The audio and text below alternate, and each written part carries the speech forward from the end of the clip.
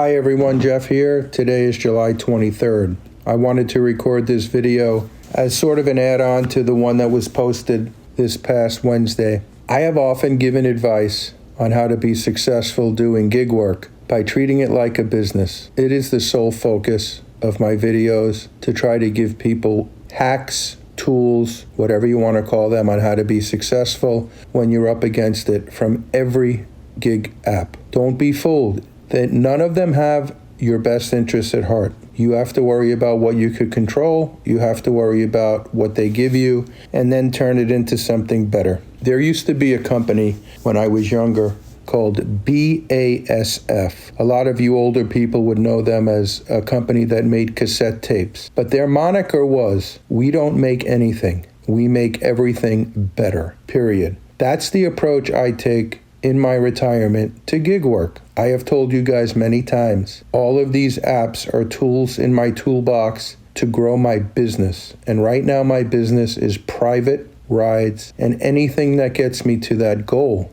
I use. So I would be foolish not to be an elite driver for Lyft, which gets me early access to scheduled rides, which gets me 12% back currently on gas purchases in addition to upside, which gives me the use of the destination filter 6 times a day. I could go on and on and on. You also have to invest in your business. Contrary to what a lot of people tell you, the nicer car you drive, the better car you have, the cleaner it is, the more options it has, whether it's an AC outlet, the 2 new different kinds of USB ports, or the smaller one, I don't even know what it is, heated seats, air-conditioned seats, satellite radio, keeping little bottles of water or gum or mints, hand sanitizer, being on time, getting your ass out of the car when you see somebody approaching with luggage. Don't wait for them to ask. Making unscheduled stops when you feel it is safe. Those all build your business and have the potential to build your revenue, which you control. Not Lyft, not Uber, not Spark, not Roadie, not Amazon Flex, not Crew Trash Can, not DoorDash, not Uber Eats. When will you understand? You are out for you. I don't subscribe to my 2 Rideshare Guy channel idols, Chris and Sergio. I will only go to the highest bidder axiom. That is foolish in business. That's my opinion, and I'm sticking to it. The video many of you watched that posted this past Wednesday showed you at the end 6 or 7 what some would call unicorn rides when I show them one at a time and say, oh, this doesn't happen every day. You can't live your life on these 1 rides. Well, I showed you 7 or 8 rides that happened over a 6-day period that are all highly profitable, and quite a few led to conversion to private clients. So here's another one. And this one really says it all. This was July 20th. This was a scheduled ride.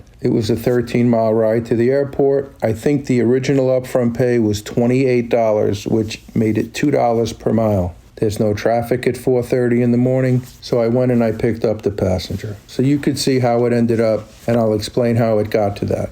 Mind you, all in 37 minutes, which matters to people who, for some ungodly reason, like to say how much money they make per hour when you own your own business is just foolish. And then the real important stuff is the miles. So this is what happens.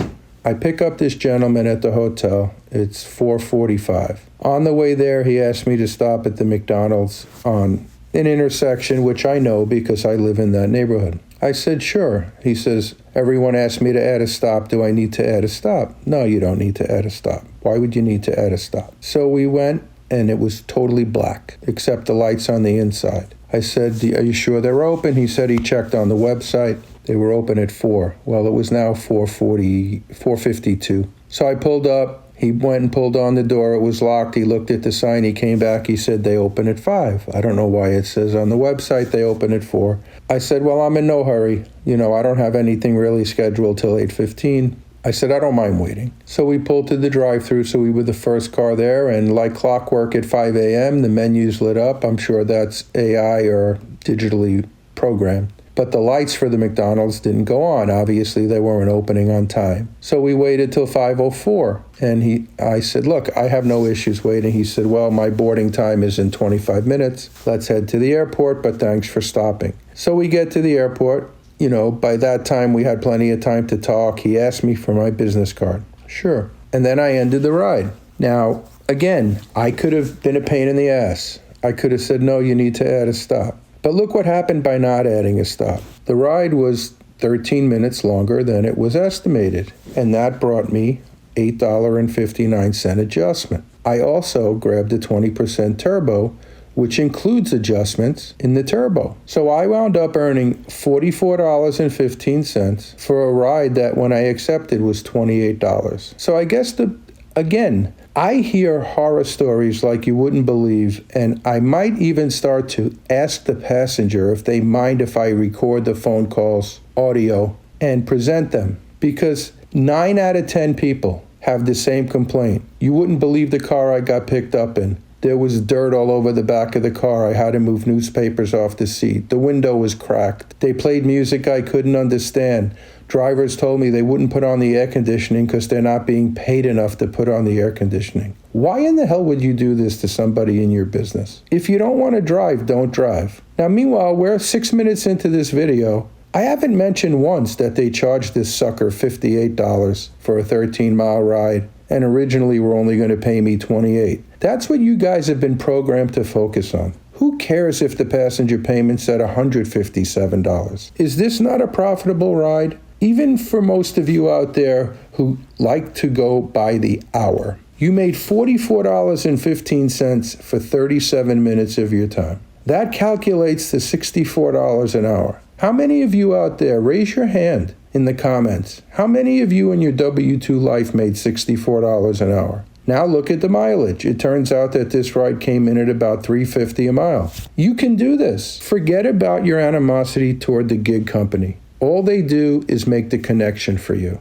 Whatever they want to charge the passenger, you can't control. You can only control what happens when you get inside your car. If you want to be successful in anything in life, that's what you do. If you owned a Dunkin' Donuts, when the person came in and they said, can I have a coffee? Isn't the next question going to be, would you like a dozen donuts to take with that? Do you want a breakfast sandwich? Would you like a large coffee? How about a latte? Treat your gig work the same way. This is your business. You can't control the top line, which is the passenger payment. You can't control. So please, I urge you, do not worry about what you cannot control. Don't ever look at the passenger payment line again. Don't look at the estimated lift fee.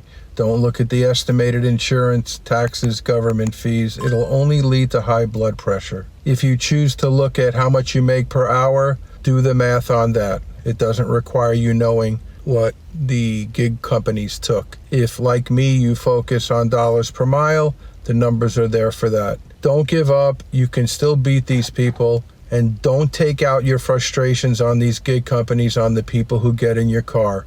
They are in your business. As always, thank you for watching and have a great day.